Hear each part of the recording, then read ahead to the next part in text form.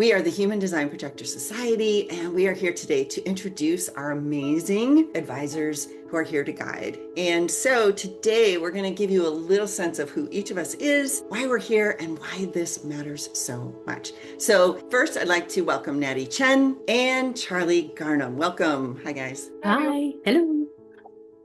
Yeah, so I would love for everyone to hear, you know, who you are, a little bit about what the work is that you do, your human design journey, and what is this process of recognizing what it is to be a projector felt like for you? Charlie, tell us about you, your journey, and this whole idea of being a projector and being able to recognize not only others around you, but yourself. Thank you, Zette. So, hi, everybody. I'm Charlie, and I'm from the UK, if you haven't noticed that already. And I'm a 5/1 splenic projector. And this is actually around my fifth year of learning and kind of discovering the human design system. And it was definitely a really beautiful moment for me to learn about human design or that it existed in the first place because I was just having a terrible, terrible time.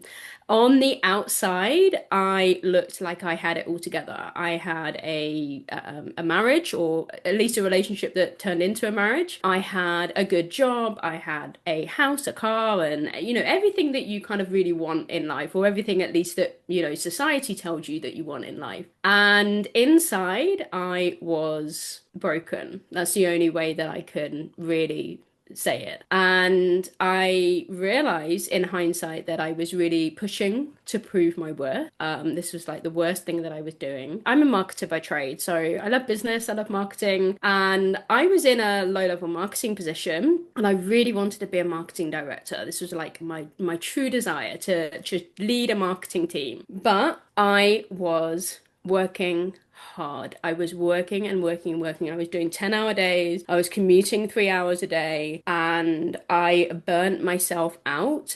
But it was because I thought I had to prove myself. Because to me, doing more work equals worth or self-worth or recognition. And of course, that really doesn't work at all being a projector. So this time in my life where I discovered I was a projector in human design absolutely and completely changed my life. And one of the little things that I say, I now work 50% less. Although I probably work a little bit less than that now, actually. I work 3 hours a day, basically. But actually, compared to that corporate job, I earn 3 times more. So it just goes to show that when you step into your true alignment as a beautiful projector, that you, yeah, can have less resistance in your life. You can have more peace, you can have more rest and more abundance.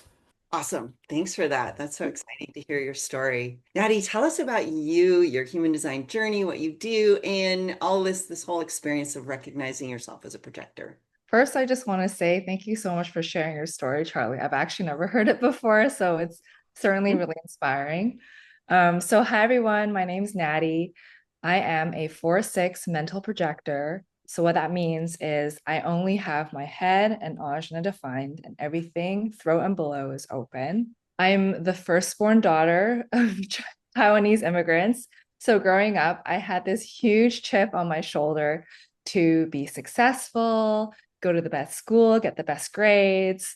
And all my parents ever wanted me to become was a doctor. And of course, as a mental projector, my body was just not designed to work the way, I wanted to. And so in my 20s, I was caught in cycles of burnout and constantly thinking there's something wrong with me. I'm sick. I need to drink more coffee. And so by the time I reached the end of my 20s and discovered human design, I was, like Charlie said, also in many ways broken. And actually, when I saw my chart for the first time, it was extremely triggering for me to discover I was a projector because my whole life I've been taught, success comes from blood, sweat, and tears. And to see that, oh man, maybe I'm not designed to work like other people was really upsetting. All I've ever wanted to do was catch up to everybody else. Mhm. So discovering I was projector sort of sparked this resistance within me, but ultimately surrender when I realized that, there just nothing I was trying was working. And so for the first time in my life, I gave myself the permission to rest. at that time, I recently left a marriage that wasn't serving me. And I started this beautiful and very difficult but meaningful journey of reconnecting with myself through the lens of human design. So that's kind of what's brought me here today. I'm so excited to share with you how human design can really help you release layers of conditioning instead of trying to be a version of yourself that you think you should be, instead relaxing into who you are. So yeah, that's what I'm all about. And thank you so much for having me. Oh, yeah. So glad you're both here. It's super exciting for me to know that you're going to be advisors that the Human Design Projector Society people can turn to. And I want them to hear your voice. I want them to get a sense of your energy and the perspective that you uniquely offer. Because someone watching or listening is going to really feel a recognition of one of us, right? Or potentially all three of us, that is going to support them in their individual empowerment. All right, so the world is changing. I think that's really obvious to anyone looking, right? And human design has been around since 1987, but it really seems to be gaining in people's awareness of it and people's ability to see what a useful and really supportive map and tool it can be for learning how to be yourself and learning to be empowered in life. And so, according to human design, there is going to be a big shift in the global background frequency next February of 2027. And with that, the energies in the sort of the transits in the whole, celestial energy field will be less supportive of tribal and collective structure and more supportive of individuality. That is part of why the Human Design Projector Society wanted to really come into form on its own, was to help projectors get ready for this new shift. The more human design projectors recognize themselves correctly, the clearer the signal they will send out into the world. And when that signal is clear, then everyone else, including specifically generators, will be able to recognize us for the advisors and guides we are meant to be, right? That is our role. And so we've all, I know you guys have shared it, and I've had that experience too, spent decades busy, building,